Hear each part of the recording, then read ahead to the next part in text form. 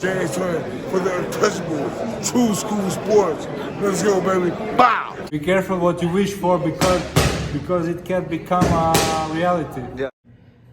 The untouchable True School Sports Empire proudly presents something the boxing games are missing. Hey, what's going on? It's your boy BT, and I came here to talk some boxing with the thousands of True School Sports subscribers. All right, so this has been an ongoing topic over the years here on True School Sports when I discuss the light heavyweight division, particularly our British counterparts in the light heavyweight division. This has been a fight I've been wanting to see for many years, and I know a lot of the British boxing fans have been wanting to see this fight for many years, and I really and truthfully don't think this fight is any bigger than it's ever been than right now. And that fight involves one Joshua Buatsi and Anthony Yarde. Now, here's the news. Here's the reason why I'm making this video. So, on the most recent Anthony Joshua card against Daniel Dubois, Buatsi just defeated Willie Hutchinson. It was a really good fight. Hutchinson came to win. Buatsi showed really good hand speed, punch placement, dropped this guy a couple times, had him hurt a couple times. But credit to Hutchinson, he was dangerous even when he was hurt, and he had enough resistance to prevent Buatsi from stopping him. But a clear gap in class was showed in the fight, and Buatsi, for all the ridiculous decisions he's made in his career to not be in big fights, he is still one of the best light heavyweights in the world, and I will give him his respect as that from a skill standpoint. He's that good, right? Well, Buatsi won the interim light heavyweight title in that particular bout against Hutchinson. So basically, he's literally the WBO mandatory, pretty much. And the number one contender is that's been installed is his rival, Anthony Yarde. And this is a fight that I've done a complete 180 on as a fight fan, because years ago, I always thought that Buatsi was the guy that wanted to fight more, and that, Yarde was the guy that was being babied. Yarde was the guy with training wheels on. And rightfully so. Buatsi has a big amateur background, amateur pedigree, GB, Olympian, all that stuff. Yarde didn't have much amateur fights to speak of. Probably I think he had like less than 30 amateur fights. So he, it's expected. But But now as time went on, and when it's come time to really step up in the pros, the guy that stepped up and fought the top guys has not been Joshua Buatsi. It's actually been Anthony Yarde. Anthony Yarde has fought Beterbiev. He's fought, Sergey Kovalev. He's fought Lyndon Arthur. He has a better resume than Joshua Buatsi, even with losses on his record. So I actually feel like now the ball's not really on Buatsi's court or Yarde's court to make this fight. He's proven that he's willing to take those tough fights, tougher fights than even a Buatsi. The question is, we know that Beterbiev and Bivol are going to settle their dispute here in a little bit.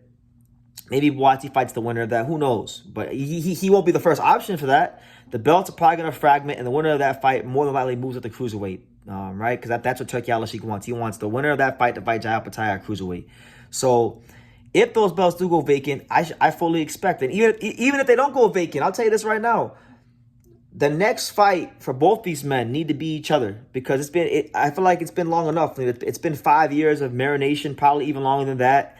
Both their stocks have risen. They are both. I think if you were to ask any educated boxing fan who are some of the best light heavyweights in the division that aren't Beterbiev and Bivol, that aren't the champions, these would be two of the first 5 names out of boxing fans' mouth. It would be Anthony Yarde and Buatsi. One guy in Buatsi who has a great sense of adaptability. He knows how to fight different styles. He's got good hand speed. He's got sneaky punching power. A lot of positive qualities I like about Buatsi. And sometimes when you do watch him, you do feel like, at least me, I do feel like I'm watching one of the best light heavyweights in the world. And then for Yarde doesn't have the technical skills that like a Buatsi has, but he's grown did a lot of learning on the job, got a lot of valuable experience, got really good hand speed, punching power. He's tough. Anthony Yarde actually made Beterbiev look vulnerable at times, and a lot of people thought Beterbiev was getting old after that fight. So Yarde is no punk. Yarde will he'll go to work with anybody in the ring. So I'm hoping now that politics wise, landscape wise, this is a fight that can get made in 2025, because particularly for Buatsi, I feel like Buatsi owes it to himself. Forget the boxing fans. Forget pleasing me. Forget pleasing you. He owes it to himself to involve himself in a big fight, because he had an offer to fight Dimitri Bivol and he turned it down to go sign with Ben Shalom and Boxer and fight his buddy Dan Aziz, which I think was a ridiculous move on his part. So with that being said, he owes it to himself to be in a big fight. And I feel like Joshua Buatsi owes it to the skills he does possess to fight, a guy that is his rival, be in a big fight, be in a high-pressure fight, be in a fight that domestically would do great business. I mean, Anthony Yarde versus Joshua Buatsi is probably one of the biggest fights that could be made in British boxing. And it's a great fight. It's a fight that I think would even garner a little bit, not a lot, but, a little bit of American interest, just because that we know Yarde. We know Yarde's fought Beterbiev. We know Yarde's fought Kovalev. So people will tune into Yarde. Yarde is a dog. Yarde is a warrior. Yarde has people's respect in boxing. Buatsi has people respect within boxing circles, but I still think he's trying to get that respect from the boxing public at large to know who he is, right? So this would be a good step in the right direction, and I hope it can happen, because I think stylistically it's a really good fight. We did see in the Hutchinson fight that Buatsi, you can outwork him in spots, and you can hit him, and you can hurt him, and you can make him look vulnerable.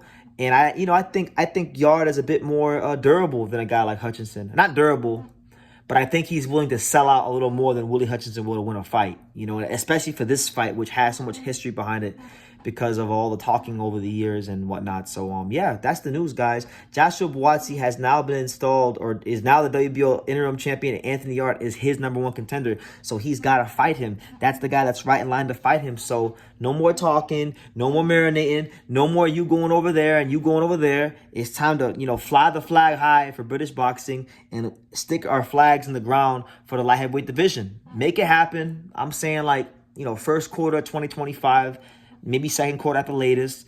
And let's give the boxing fans a great fight. And let's make the light heavyweight division in the post-Beterbiev Bivol era great again, because it's going to need people to step up and be great. Why not these guys? So, yeah.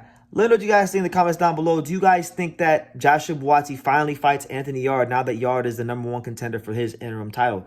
Leave your comments down below. Make sure you guys take the time to subscribe. And like I say in every single one of these videos, you can love me or you can hate me, but I'm just a kid from Daniel. So until next time, take care. Thank you for watching another video on the untouchable True School Sports Empire. I'm at the Boxing Hall of Fame out here in Canterbury, New York. And for more great boxing content just like this video, make sure you click and subscribe right over here.